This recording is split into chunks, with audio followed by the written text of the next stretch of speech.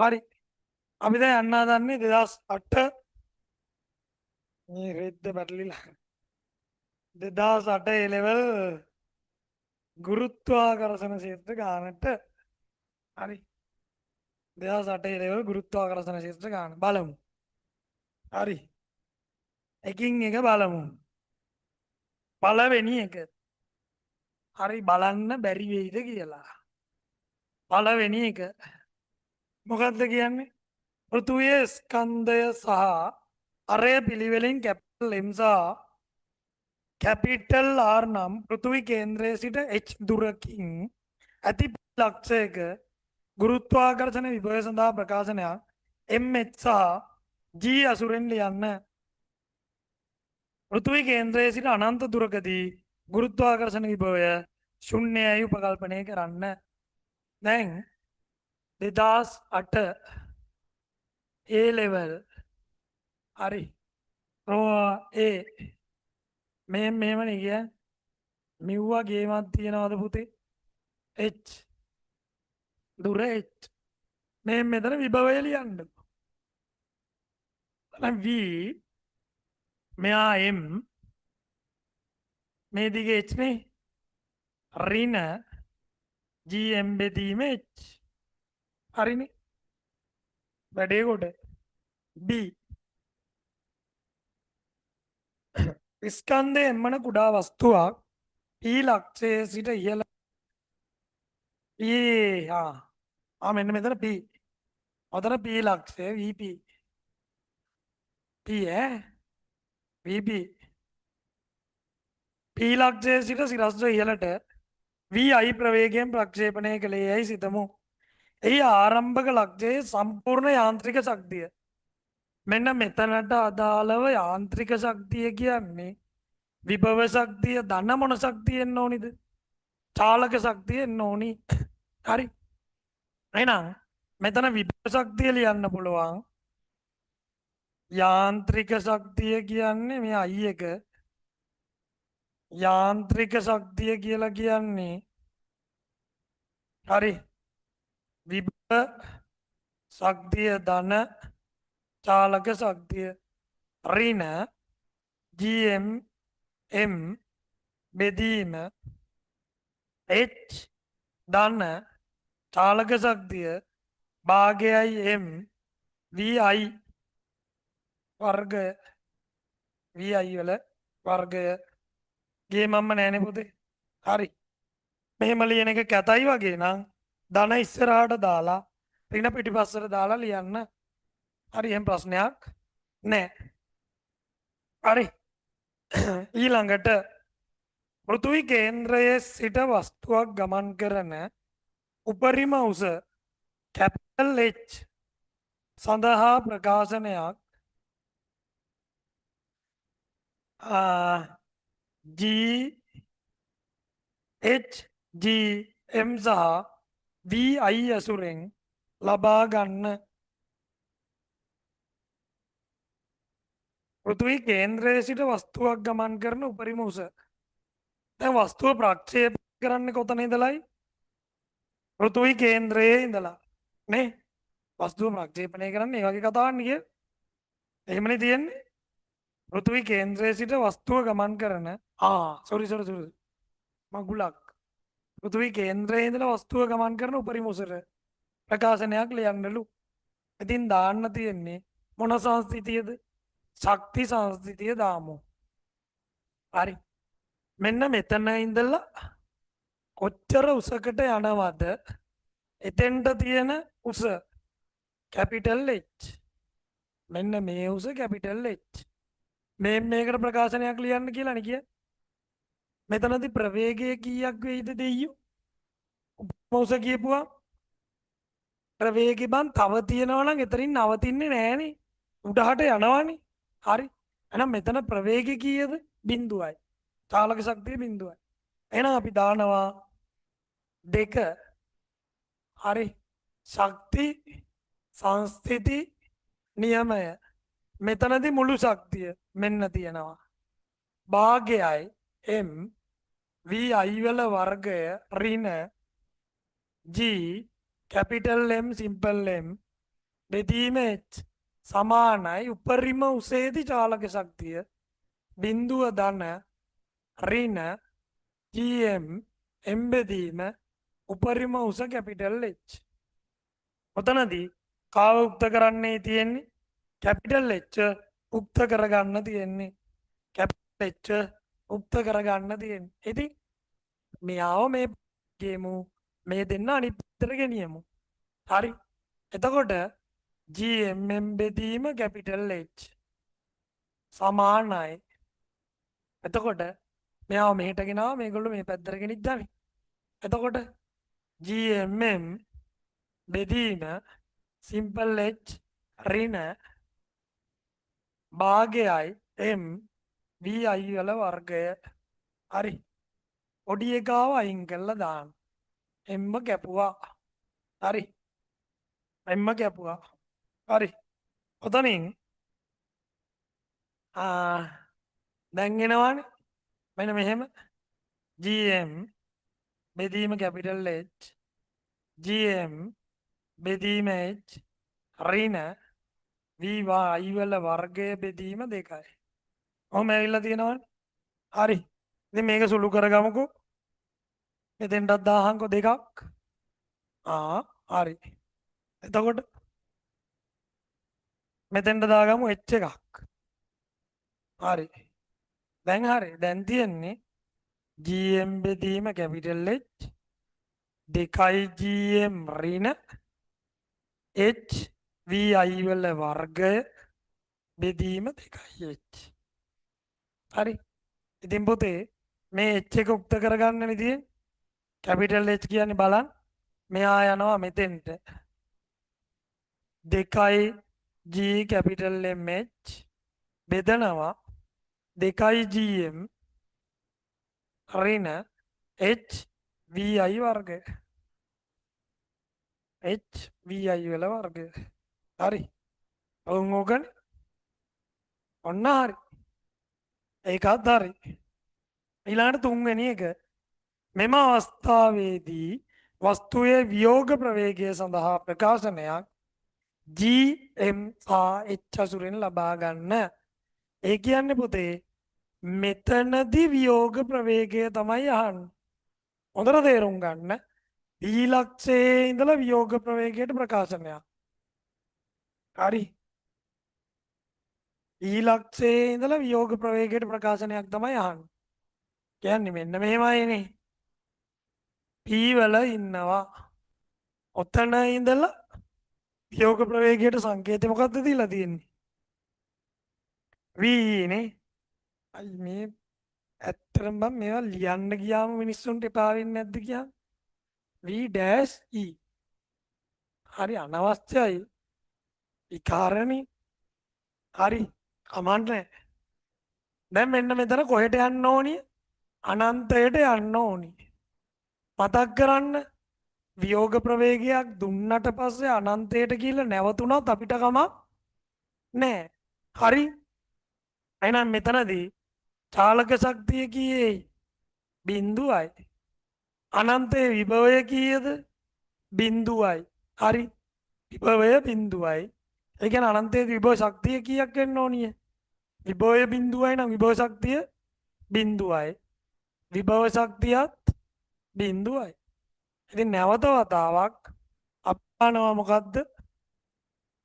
නැවත වතාවක් අපි දානවා ශක්ති සංස්ථිතිය.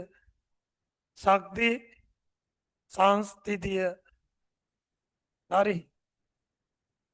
මෙතන විභව ශක්තිය එනවා ඍණ GM M බෙදීම H ධන භාගයයි M V dash දැන් දෙකේ ඉලක්කම දාන්නේ කොහෙන්ද කියා? හරි. V වල වර්ගය කියලා ගත්තා. මෙතනදී බිඳුව ධන බිඳුව. ඉතින් පුතේ මේකේ අවහන් කොයි පැත්තටද? අනිත් පැත්තට.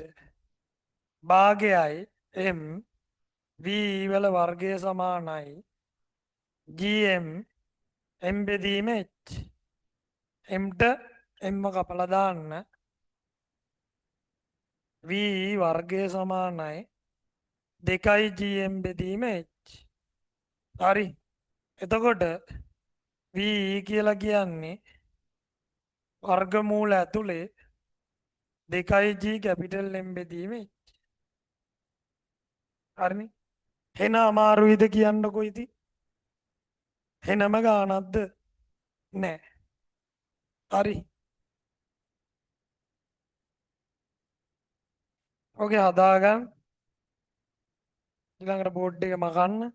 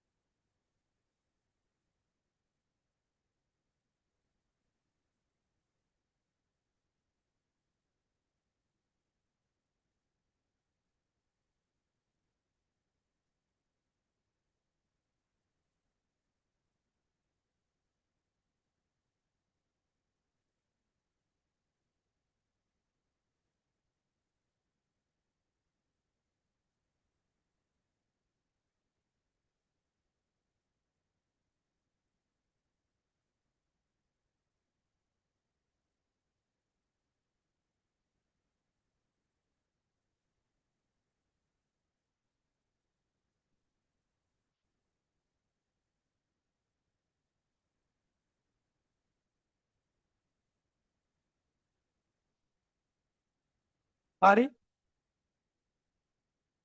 තාම දෙවෙනි එක නෑ නෑ. ලයිව් එකේ ඉන්නකො ලියන්න ඕනේ.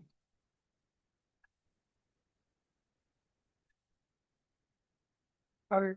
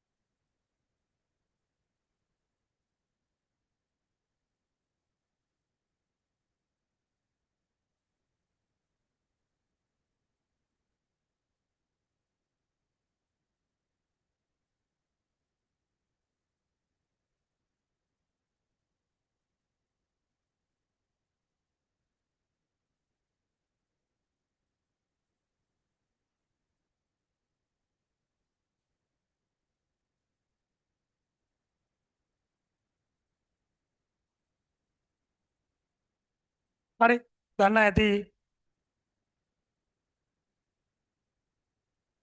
ඊළඟ එක පුතේ පෘථිවි කේන්ද්‍රයේ සිට එච් දුරකින් පිහිටි වෘත්තාකාර කක්ෂයක වස්තුව පවත්වා ගැනීමට අවශ්‍ය වේගය v නෝට් නම් VE ඩෑෂ් සමානයි 2 V නෝට් කියලා පෙන්වන්නලු. මම අරග මෙන්න මේක නැවත චුට්ටක් ලියා ගන්නම්. නැවත චුට්ටක් ලියා ගන්නම් පේන සීමාවෙන්. VE කියලා කියන්නේ 2 GM බෙදීම H. හරි ඔය කියලා තියෙන මේක VE ඩෑෂ් සමාන වෙනවා 2 GM බෙදීම H. අපිට කියනවා කේන්ද්‍රයේ ඉඳලා x දුරකින් මෙන්න මෙයා පවත්වා ගන්න ඕනි වේගය v නෝට් නම් අපිට පෙන්වන්න කියන්නේ පුතේ v නෝට් ve ඩෑෂ් සමානයි මූල 2යි v නෝට් කියලානේ පෙන්වන්න කියන්නේ. බලමු. මුලින්ම v නෝට් ප්‍රකාශනය ගන්නකො. මෙතන කේන්ද්‍ර අභිසාරී බලය ලැබිලා තියෙන්නේ කාගෙන්ද? ඝර්ෂණ බලයෙන්. එහෙනම් දානවා සූත්‍රය. හරි. විනාඩියක් දෙන්න තින්ත ඉවරයි.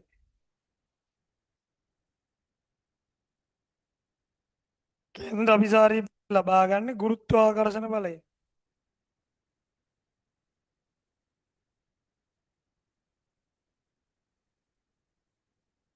හරි. එහෙනම් අපි ගන්නවා කේන්ද්‍ර අභිසාරී බලය කේන්ද්‍ර අභිසාරී බලය සමානයි ගුරුත්වාකර්ෂණ බලය. කේන්ද්‍ර අභිසාරී බලය සමාන වෙනවා කාටයි? ගුරුත්වාකර්ෂණ බලය. කේන්ද්‍ර අභිසාරී බලය m v නෝට් වර්ගය බෙදීම h. ගුරුත්වාකර්ෂණ බලය g mm බෙදීම දුර h වර්ගය. mට m ගියා hට h ගියා v නෝට් වර්ගය සමානයි gm බෙදීම h. හරි. v නෝට් වර්ගය කියන්නේ පුතේ gm බෙදීම h. පැහැදිලි? එතකොට v නෝට් කියලා කියන්නේ වර්ගමූල ඇතුලේ gm බෙදීම h. දැන් චුට්ටක් එන්න මෙතෙන්ට මේ g වර්ගමූල මට මෙන්න මේක ලිව්ව හැකිනේ. මම ඕක ලියනවා v ඩෑෂ් සමානයි මූල දෙක වතාවක් වර්ගමූල gm බෙදීම h කියලා. හරි? අවුලක් නැහැ. කාටවත් වචනයක් කියන්න බෑ. වර්ගමූල gm බෙදීම h කියන්නේ v නෝට්. එහෙනම් v ඩෑෂ් සමානයි මූල දෙකයි මෙහා වෙනකොට දැම්ම හැකි v නෝට්. වැඩේ කොට. හරි. ඊළඟ එක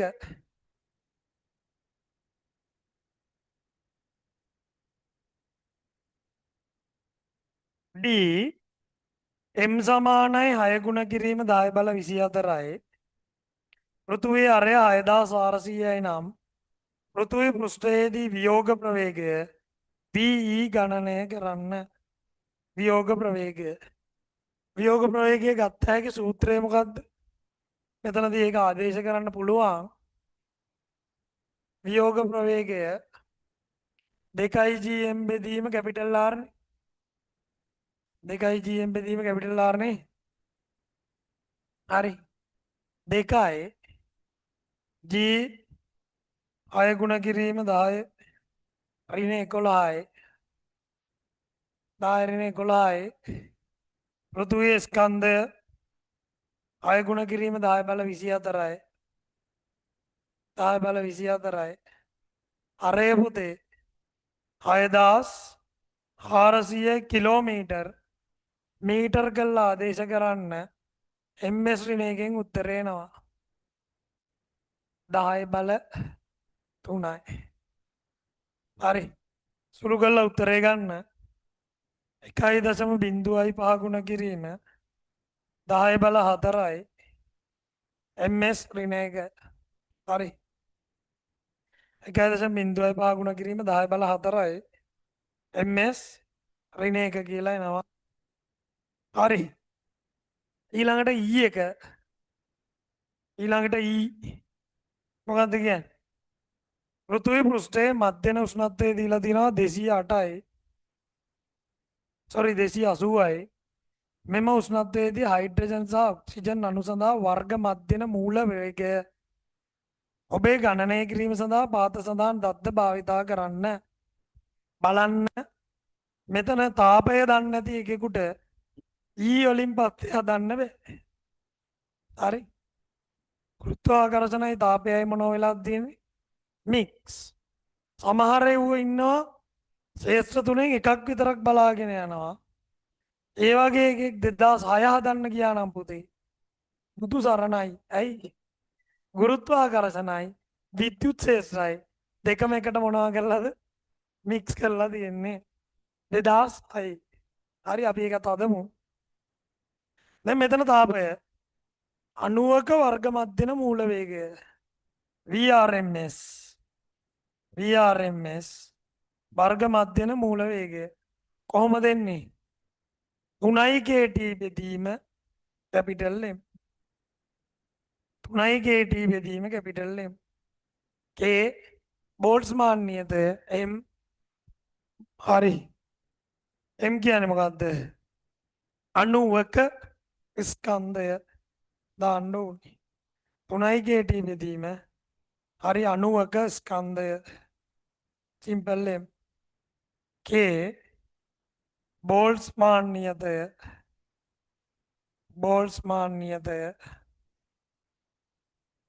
සිම්පල් M අණුවක ස්කන්ධය පැහැදිලිනේ? හරි. දැන් දාමු හයිඩ්‍රජන් අණුවක් සඳහා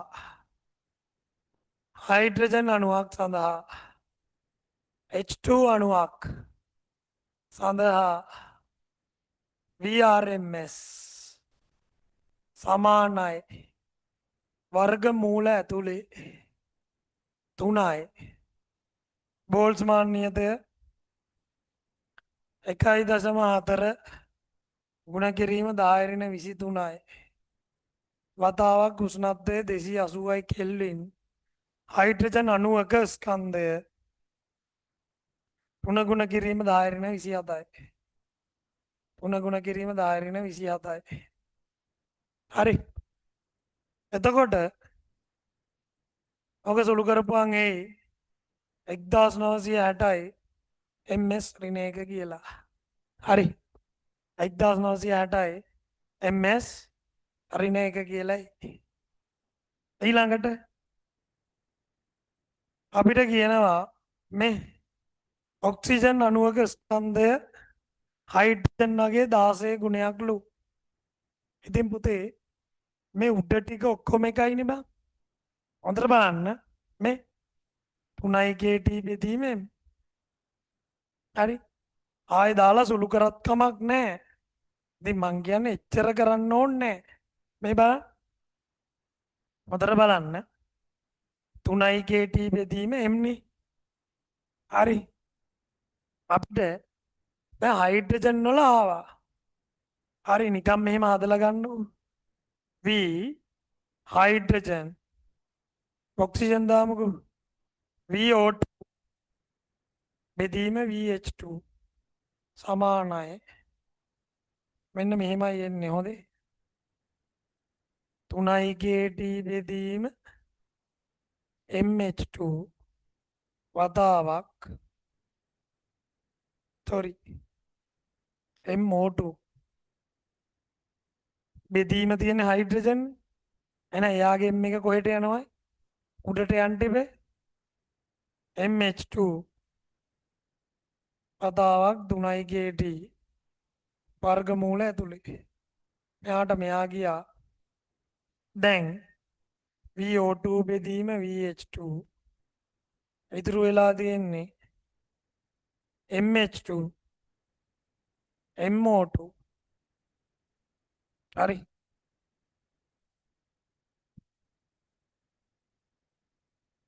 MH2 එකයි නම්